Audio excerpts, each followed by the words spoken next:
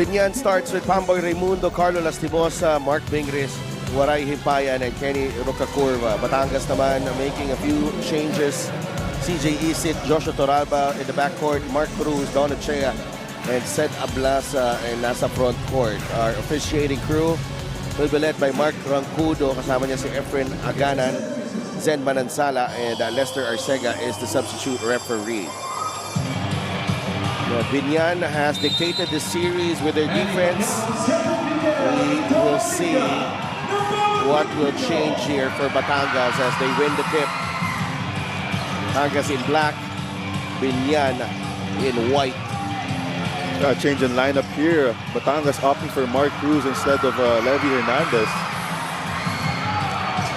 A fourth shot from CJ Isit. Carlo Lastimosa for three. That's in and out. Mark Cruz with a rebound. Batangas won their only game here so far at the Batangas Province Event Center. That was game 3 against Zamboanga, where they torched Zamboanga with their hot shooting. Toralba strong to the cup. This building is ready to explode with a Batangas basket. My gosh, the atmosphere here is crazy. Yeah. Grabe. Imagine mo yung mga tao sa labas na hindi na nakapasok. Kaya Lastimosa. It's the move on Ablaza. They go to Himpayan. 4 seconds on the shot clock. Mamboy back to Waray. He puts it in. That's a good start for Gimpayan. This patent floater there. It's obviously a very good feeling as a player to make your first shot. Cruz looking for Isit. CJ has it. Set. 4 seconds. Ablaza, the off-balance shot. That was Dirk Nowitzki-esque. That shot. Parang alanganin talaga yun. Oo. Naalala pa kaya ng naalala mo? Recently na nag-retire si Dirk Nowitzki eh. Oo, pero dapat. He's a legend in this game. So dapat kahit anong age, kilala mo si Dirk Nowitzki. 2 seconds of the shot clock for Binyan. And Rocacurva. Great defense there from CJ Isit. Well, the ability to stay in front of Kenny Roger Rocacurva. CJ Isit doing just that. Look at that. And that's a really tough shot there kasi left foot pa yung ginamit niya para sa one-legged fadeaway doon. Nakaplant yung kanang paa. Oo, hirap doon. Here's Josh Toralba. Ablaza puts the ball on the deck. Set. CJ for 3. No. And once a rebound, it's with Carlo Lastimosa, but there's a whistle going against Mark Cruz. Grabe sa ingay ng crowd na to. You can barely hear the whistles of the referees. Hindi nga, no? A full court man-to-man press here for Batangas to start the game off. It results into a turnover. CJ Isit, no! Nice swipe on Waray Himpayan, but great recovery for Binyan. You gotta give credit there to Binyan as well para, you know, to prevent the 2 points. That's Pamboy Raimundo. Waray had to get back. They didn't have the numbers. Toralba, left-handed. One-hander doesn't work. Rebounding Waray Himpayan. Raimundo will go down low to Pingris against Ablaza. Ping. Single coverage. Gets inside the paint and powers through. No chance. Absolutely no chance if he gets it that deep. 8 is just a number here for Mark Pingris. You would say Sed Ablaza is really one of the best post defenders here in the league. Pero parang binaliwala lang ni Mark Pingris yung depensa doon ni Sed Ablaza. Ablaza count the basket plus the foul. He's scoring in his own way as well. Sed Ablaza got that ball high. And then putting that one on the deck before absorbing the contact and banking that one in. Seda Blaza, possible three-point play here. That's what you could get with Seda Blaza here. You can have him attack from the post and attack from the three-point line. You can really do both, and he does it both so well. LGR is the official outfitter of the MPBL. I must say, Seda Blaza, you know, when he started here in the MPBL, you're really one of those players na fit ang style of play dito sa liga natin. Oo, totoo. Inside the paint, Pingris. That's a foul. Unset. So what do you do now? Because this is going to be a tough matchup for Seda Blaza. Will you send the double team? Because this is not going to end very well for Batangas if that continues. I don't think you should send a double team right away, especially when you have wing players like Kenny Rocacurva and Carlos Limosa, who also love playing off the ball. So in this situation, I think the best move here is when every time Mark Pingris gets the ball in the post, you should turn your defense into a 2-3. Triple team of Pingris, they get the block. A good stop there for Batangas, collapsing on Mark Pingris. Crowd coming alive again. Mark Cruz, the baseline jumper. That doesn't work. Rebound, Carlo Lastimosa. No scoring. First period, as we're usually usually happens here with Biñan and Batangas. Carlo, air ball. Dalawang nakaputi ang nag-agawan sa rebound, and Joshua Toralba wisely staying out of the way. Here's what happened here, triple team. Yeah. Whenever quadruple team. Whenever Mark Pingris gets the ball, lalo kung malalim na talaga sa paint, it's also a good strategy to collapse. And in that situation, they got to stop there on Mark Pingris. Josh Toralba, 7 seconds. Toralba will shoot. Ochea with the offensive rebound. Ball knocked away by Pamboy. It will stay with Batangas.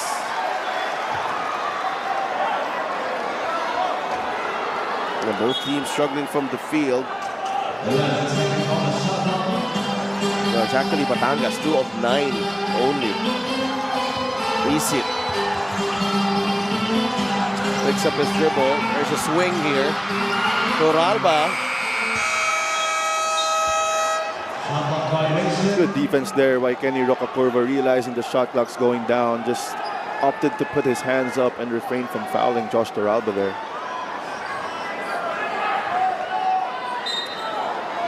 Biñan shooting 2 of 5 so far. Batangas 2 of 10.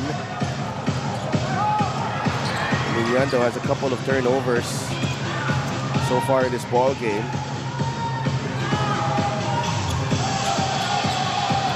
Blaza with a steal. Nice post denial there by Seda Blaza. The pass to Mark Cruz, layup doesn't go.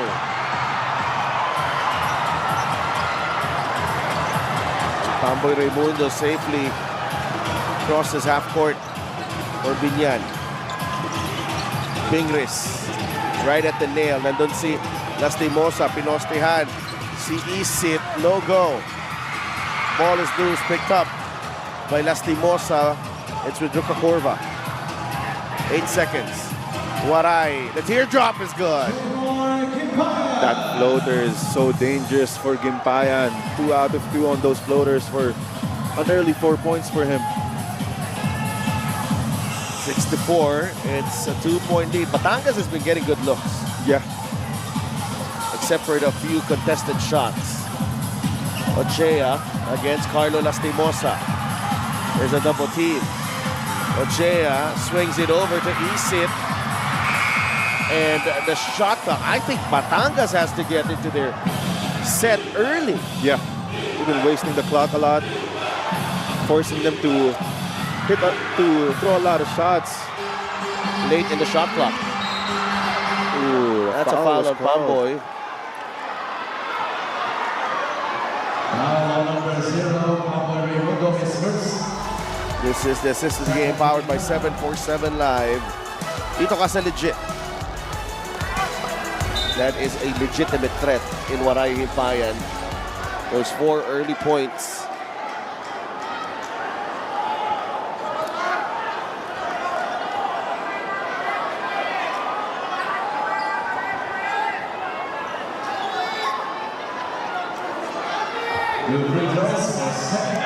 Seda Plaza nasa linya.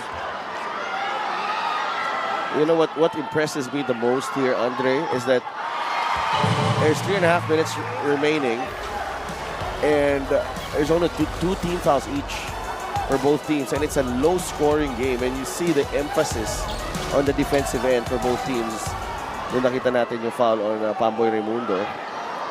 Oh, both teams really playing real aggressive, honest defense to start off this game. Not a lot of fouls. Very disciplined defense for both teams. Carlo, Waray, short rebound, Lastimosa for 2. And that has to feel good if you're Carlo Lastimosa scoring from close range. Oo. Pang-set ng rhythm yun eh. Yung mga ganong easy shots. Recent travel. Oh boy. You know, yung Batangas really just struggling right now. You know, Lastimosa right there for the putback. The rotation, the defensive rotations of Binyan are very crisp to start off this game. I don't think Batangas has really gotten an easy shot. A wide open shot to say. Another good denial there by Seda Plaza. That's his second steal off that post entry on Mark Fingers. And it takes it all the way, just unable to finish. And to tell you honestly, that is a lot of hard work. Yeah. Against Mark Pingris, because Ping works extremely hard to really get position on that post, on the low block, and to get the steal on the repost. That's twice already. Yeah. But like I said, the Plaza. We have a challenge here from Coach Boyet. We will be right back.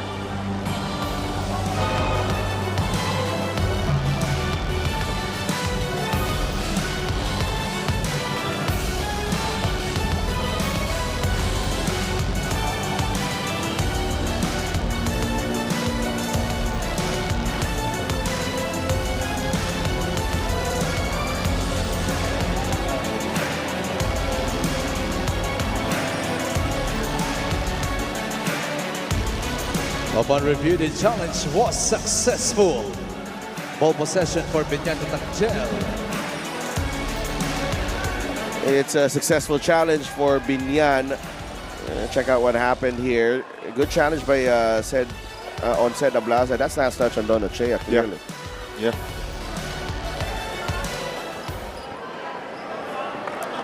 Grabe, no? Punong-puno, no? Itong arena natin. Oh, and you can see pa rin na people are still trying to get in. Iba na nga nakatayo sa taas, oh. Yeah, Mayor Marvin Marina has arrived. And pagpasok niya naman dito sa venue natin, si Levy Hernandez. Pumasok na rin. Pumasok na rin.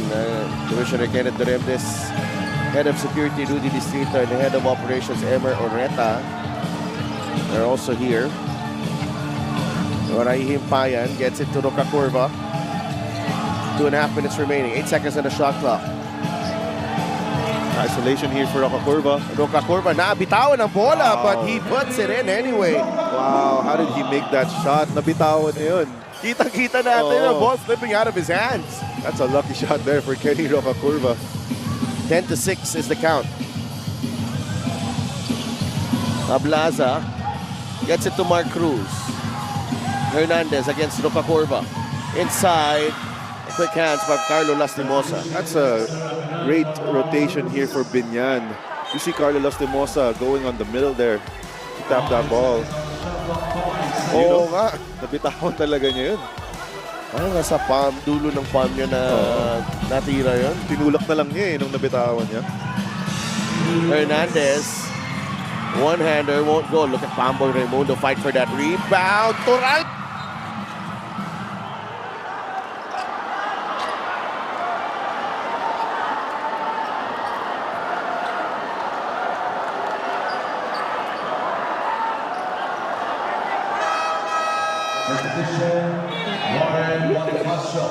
That's the hazards of the job right here.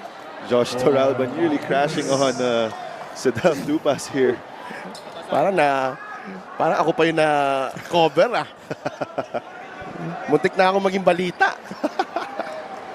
Kaysa tagahatid ng balita. But gabi, bilis ng reaction ng aking katabi dito. Yan, savior. Iba talaga mag-alaga si Ton eh. Thank you, Ton. 10-6 is the count. Balik tayo sa action dito. Waray himpayan. That's a foul on Jexter Apinan. Nakahawak dun sa likod ni... Yeah. I think the referee saw a hand check. Yeah, Jaymar Himpayan.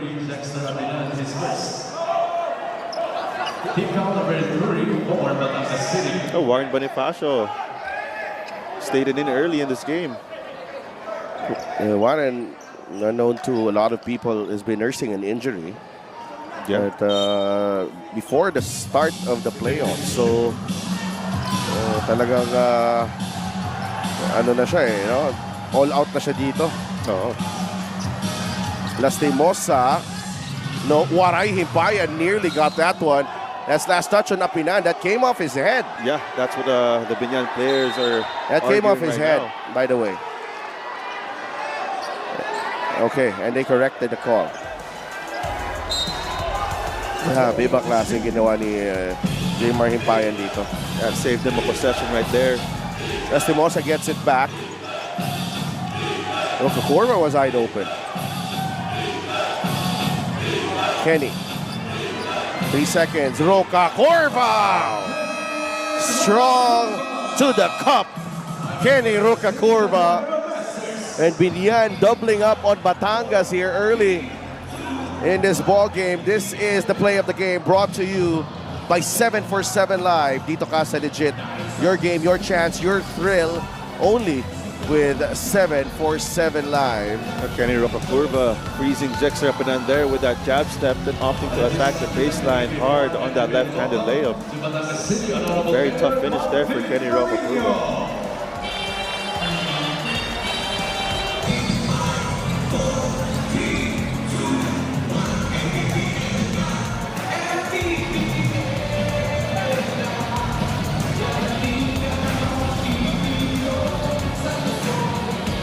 Kenny Roger Rocacorva, as we mentioned, has come a long way from his days playing in Camotes Island, moving all the way to Manila, had a chance to make his mark in the collegiate ranks, did not pan out because of the pandemic, and found his way to Pasig, the franchise of Pasig, and then after a season there, he joins Coach Boyet in his move to Binyan, and here they are together in the South Division semifinals for the first time. And Kenny has been absolutely terrific in this series, but Levi Hernandez is locked in. Man, he loves this court here. Levi Hernandez's first three-pointer going in is a good sign for all of Batangas here. Ooh. On the other side. Pangalawa na yan. Yeah, that's big.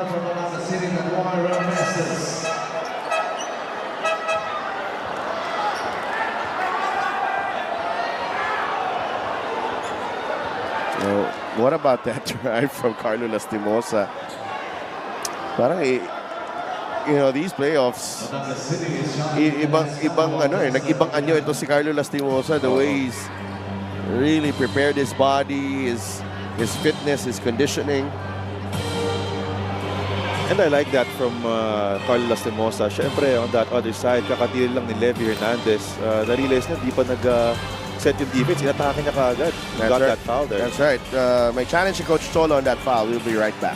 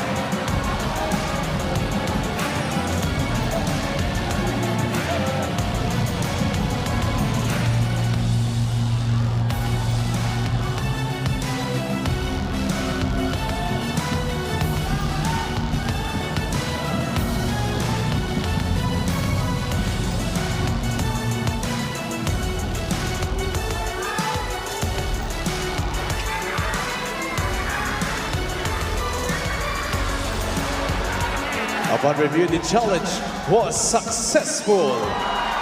There was no foul. Successful challenge for Coach Cholo. No foul on Jexter Apinan. And I agree. Yeah. Do you agree? Yeah, I agree. Good call there by the referee. Well, good decision by Coach Cholo to challenge that one. Oo, medyo alanganin na challenge yun in my opinion because medyo binabani up yung kamay niya doon kaya minsan tatawagin ng referee yun eh. The ball will stay with Binyan.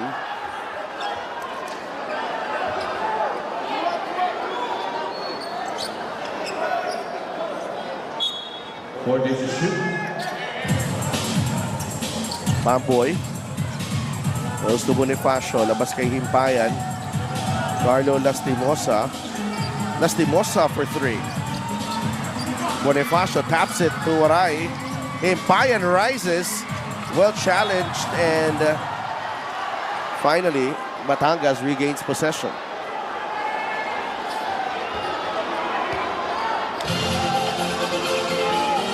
Batangas being out-rebounded right now, 15-7. No, ibang klase yung activity ng Binyan on the glass. Yeah, especially on the offensive board. Binyan for two. Mahirap yun. Para kay Juan Bonifacio, that's a tough cover. Yeah, ginamitan siya ng bilis ni Jex Rapidan nun. Pamboy Raimundo to beat the buzzer. That will do it. First quarter in the books. Still a low-scoring affair. And low scoring really has marked our series. Two defensive-minded teams, as we mentioned, putting the clamps on each other. Batangas trying to stay alive. Seda Blaza doing his best. Ito naman Binyan trying to seal the deal tonight. Kenny Roger Rucakurva is off the mark. On the mark right there in that layup. 12-11 as we go into the second quarter.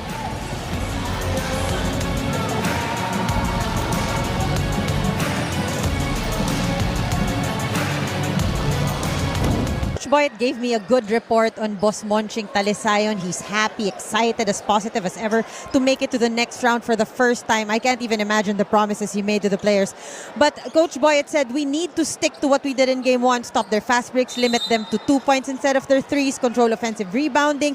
But you know what else? I caught Pamboy, Mark, and Carlo in a little huddle. Never saw them that close before. Apparently, inatasan sila ni Coach Boyet to be the leaders of this series. Mark shared, sabi niya, wag tayo magpapa-apekto sa crowd. He remembers, no? Sunmig Coffee lang, para lang tong Sunmig Coffee versus Ginebra. Kahit nandyan ang buong barangay, nanalo kami nun sa Del Andre. Maraming salamat, Mika, and that experience just comes in handy. Mark Pingree is a veteran of so many wars in Philippine basketball. As Levy Hernandez misses that, Ambuluto underneath. Imbayan is right there. And Ambuluto could not do anything but to kick it out to Philip Panyamogan. How about that? But you gotta love the execution there for Batangas on that weave play. Philip Panyamogan off that weave and ball screen from Ambuluto looking for Levy Hernandez wide open in that corner. Pero yung unang possession ng Binyan, pinuntahan agad nila si Warren Bonifacio. And in a game like this, when you get a clean look, it really matters a lot, Yeah. Andre. Also, it's gotta feel good for Warren Bonifacio for them to opt to go to him at the post to start off this game. To start off his minutes here in this ball game. Panyamogan to Apinan and turnover. Look at Binyan just putting the clamps on Batangas. This Binyan defense is proving. It's unforgiving. Yeah, It's unforgiving. Batangas has been having a hard time getting a quality shot here in this ball game. That's due to the suffocating defense of Binyan. No, Apinan gambled, and that's a foul on Jexter.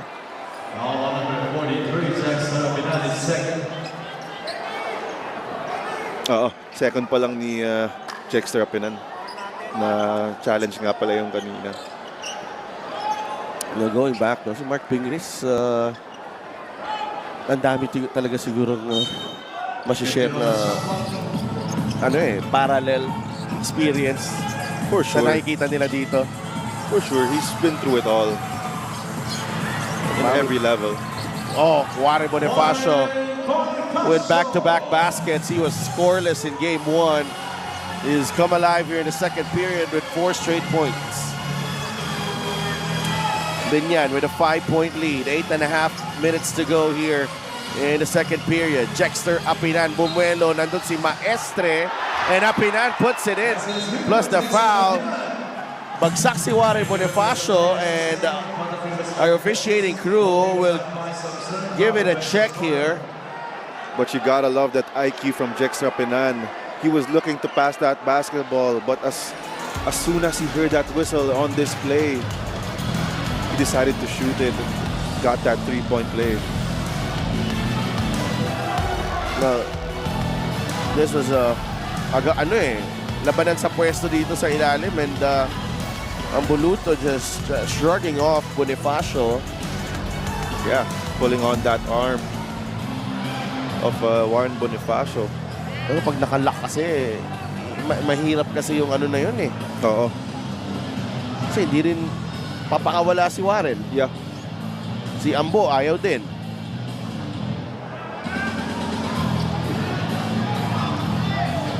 We'll see what the call here is, if there will be further punishment. Oo, dito natin makikita kung anong officiating ng referees na makakuha natin today.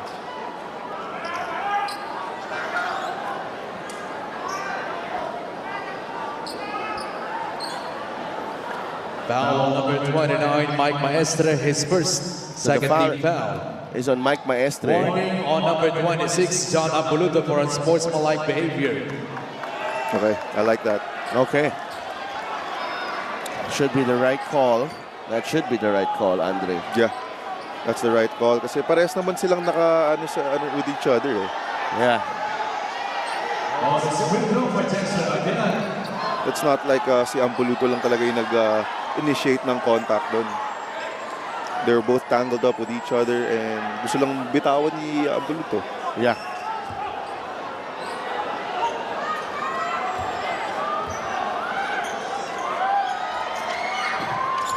Apinan could not complete the 3-point play. 16-13. Oy, Pido, I thought it was a backcourt violation. Yep, the referee missed that call there. It happened right in front of us. And that's a double whammy because JJ Pido hits the jumper as well. Should have been a turnover. Hernandez inside, triple team, he loses the handle. Yeah, Ambuluto was open there. JJ back to Lopez inside, Maestre, couple of fakes, labas kay Lopez. No good on the jumper. Rebound, Levy Hernandez. I'd like to see Levy Hernandez get the ball more. They should run more plays for him and try to get him going. Jong Baloria going glass. That won't work for Jong. Ball will stay with Batangas. See what happened here. Yeah, definitely. The referees definitely missed that call there. Apinan to Ambuluto. Ambuluto could not get a shot off. Wow, this Binyan defense. This Binyan defense is suffocating. Every rotation is very crisp. And it's hard. And real honest defense too there. Yeah. That is a legit 6'5" guy. Apinan, atake ni Jex na alangan because of Bam Lopez's defense. Very smart there for Bam Lopez. Alam niyang undersized shot mismatch yun. Talaga lang, tinry na lang niyang tanggalin si Apinan dun sa two-step niya. Try to make it awkward for him. Bonifacio, no. Panyamogan. They go back the other way. Batangas. Jexter. Kanina pa yan sila. A lot of contact. That's why Bonifacio will be whistled for the foul.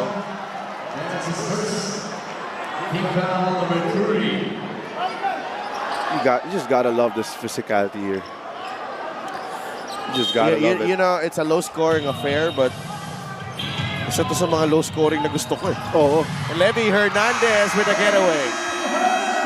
5 points for Levy Hernandez. Panyamogan and Maestre. You gotta love it. This is the playoffs, guys. This is the assist of the game, powered by 747 Live. Dito ka sa legit. That's what I was saying since a while. We've got to run a lot more sets for Levy Hernandez. He's your #1 scorer here. And on that occasion, sinuklian naman niya yung pass sa kanya dun. Timeout muna tayo. 18-15 lamang ang Binyan. In one stellar report. Because this is, you know, life in the MPBL can be so fleeting, Andre. And you know that. Yeah. You know that. One game can change everything. Yeah. There is not a lot of sure things here. And, you know, the result tonight could pretty much determine the fate of this edition of this Batangas franchise. Oh, definitely, I agree. Basketball is one of the most competitive professions we have here in this country. It's cutthroat. You can easily be replaced anytime. So, especially in a game like this where you're talking about Batangas, where you can be eliminated, talagang kailangan mo na ibigay yung 100% mo because you don't know what the future holds, especially in a league like this where definitely every year a lot of players come and go. Kaya kailangan talaga in this situation, ibigay mo na lahat. And yung ginagawa ni also ni Kenny Rocakurbo on that defensive stop there. And this Batangas core has been on a really good run over the last few years. They have been in a regular in the South Division Finals. 3 straight, yeah. Suffered a heartbreaker against Zamboanga in Season 4. Same thing happened in against Bacoor, you know, in Season 5. Season 6, they fell to Quezon. And Kenny Roger Rocacorva is at the free throw line, and sportsmanlike foul for excessive hard contact there kay Philip Panyamogan. And Batangas, nag-champion na yan eh. So alam na nila yung feeling. Kaya, and to talk about all their heartbreaks, they've been craving for another championship, that's for sure. Especially when you've gotten a taste of it. Well, the problem is yung batch na yon. I don't think there's anyone there who remains. Probably, you know, some of the behind the scenes people. Totoo. Lopez Kicks it out to Pido. Binigay kay Bonifacio. And Warren was very confident with that shot. I thought it was going in as well, pero nilawangan ng ring. 20-15. Panyamogan. Apinan, nabitawan ng bola. Turnovers hurting Batangas. Maestre, yes! Grabe yung pace dun ng Binyan. Makikita mo, off of that turnover, 3 players kagad yung sprint papunta sa side ng court nila, which got them, as you can see here, off of that turnover, Pido, 3 players sprinting on there for an easy fast break layup there for Mike Maestre. Last break of the game is brought to you by Extreme X-Pop, personal karaoke speaker, everyday karaoke. Timeout, Batangas. They're down by 7 finals. Dexter Apinan for 2. He's got 6 in the ball game for Batangas, the veteran Dexter Apinan. Aging like fine wine there, Dexter Apinan. You know, at 38, napaka-kondisyon pa rin talaga ni Dexter Apinan. Luka Curva, the swing to JJ. Pido will drive, drop pass. Bonifacio blocked by Apinan. What a monster rotation there for Dexter Apinan. Panyamogan to Jexter, no! That's a lot of contact, no call. Wow, referee's letting that go. Lopez for 3. That does not work. There's a foul on Maestre.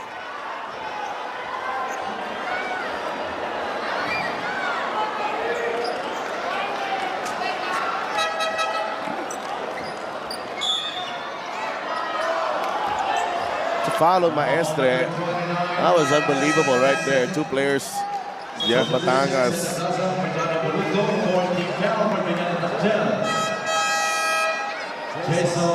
It's been a stop-start game. And our 2 coaches, I'm loving the chess match. Yeah. Grabe. Makikita mo talaga yung adjustment within the adjustment sa game 2 na to. Apinan slips. What He's a there. pass. What a pass there by Philip Panyamogan, threading the needle there off that roll by Dexter Apinan. Jexter's has gotten going here. He's been really aggressive in this game, really attacking that basketball. Warning on Binyan Tachel for improper bench decorum. Watch this. Wow, what a pass. On the help. One of the rare times na huli sila dun. Jexter though, the free throws have been a problem for Apinan. 0 of 2 for Dexter Apinan to start this game. Free throw of the game is brought to you by Extreme Appliances, a subok at kompleto appliances brand ng Pilipinas. They come up empty on that possession. Batangas, 2 missed free throws from Dexter Apinan. 22-17. Binyan. Lopez will drive. The kick out. Natapik ni Panyamogan. Levy Hernandez is off to the races.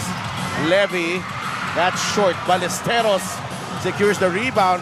Fast break. Wow. Binyan. Bam Lopez with a finish. What a 2-on-1 break there for Binyan. Talking about Bam Lopez and Kenny Rocacurva. Textbook yun. Textbook yun on a 2-on-1 break. Those are young legs. Panyamogan, that's off. Apinan, offensive rebound. Gets it to Ablaza, unable to control. Recovered by Jexter. Apinan. Back out to Panyamogan. Atake ni Philip. Oh, that was halfway in. Ballesteros gets it to JJ Pido. Safely across. 24-17 for Binyan. Pido. Rocacurva. Kenny. Oh, wow. 8 points para kay Kenny Rocacurva. What a calm floater there for Kenny Rocacurva. And that is, I think, the difference. There's a lot of panic, a lot of scrambling on the side of Batangas. But Binyan, David, cool, calm, collected. Talking about cool, calm, collected, that was a very cool, calm, collected bucket there for Jong Valoria. Tama. Off the glass, sobrang smooth touch.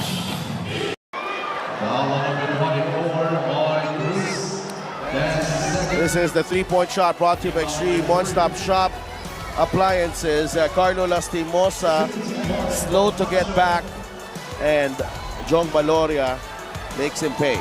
Yeah, very smart there by Jong Valoria as well, realizing that while he was bringing the ball down, Pido was still backing down. Well, even though it was 2-3 steps behind the three-point line, we all know that's well around Jong Valoria's range there. Boss Monchi Talisayan is in the building. Habol pa yata yun, galing Manila. Oo. Bonifacio. 1 for 2 for Warren Bonifacio. He's played almost, I think, the entire second quarter. Oo. And that's going to be very good for Mark Pringles, who's getting extra time to rest here. Batangas with a couple of threes. Binyan has yet to make one, and that's the third. Triple for Batangas. We are tied at 27. 9 points for Sed Aplaza. The veterans of Batangas again. And as they get it stopped, Jong Valoria. Alam mo, wala naman ako masabi kasi parang lahat veterano na eh. Konti lang yata bata dito. Valoria, there's a double team right there. Sed Aplaza buries the three. The momentum is with Batangas right now. Cruz to Isit.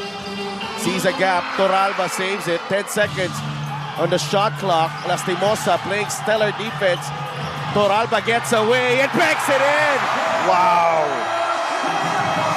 Wow. This is the first lead of the Rum Masters in this ball game. 36 seconds remaining here in the first half. Toralba looks at the clock, attacks, and banks it in. That composure from Josh Toralba, despite the contact from Carlos Lastimosa, still attacking that rim. A lot of hang time there as well from Josh Toralba.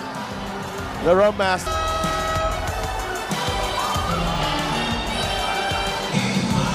Some key statistics here. Game 1 compared to the season. And alam mo talaga bakit natalo sila, because all their numbers are down from season averages, Andre. Yeah, and you could credit that to that Binyan defense there. All major key statistical there na nakita natin. Talagang bagsak yun para sa Batangas. But they're coming alive here in Game 2. 29-27. 30 seconds. May fouls to give pa yung Batangas. They want to prevent the basket here. Yeah, they could use those fouls to give. Bonifacio. Sobido, shot fake. Jumper, won't go. Agawan sa rebound. Toralba has it. Ahead to Valoria. No, rebound, Bonifacio. Last shot time for Binyan. Good foul given up by CJ Isit. Yeah, nakita ni Isit na medyo trailing pa rin si Jong Valoria there. Good foul to give there para makapag-set pa sila ng defense. Well, Valoria could have pulled back. Pero may chance siya eh. yup, on that situation, iisipin mo na talaga to be aggressive, attack that basketball, and maybe you could get a foul out of it. Well, at least they did. They were able to come up with an attempt. Yun ang importante doon. Yeah. 5 seconds remaining in the second period. Now, Peña Redondo is in the game for the first time. Inside they go. Ablaza with a steal. Set. Goes to Isit. CJ will miss. That would have counted too if that went in. An action-packed first half comes to an end here at the Batangas Province Event Center. Batangas fighting back. They trailed by as many as 9 here in the first half.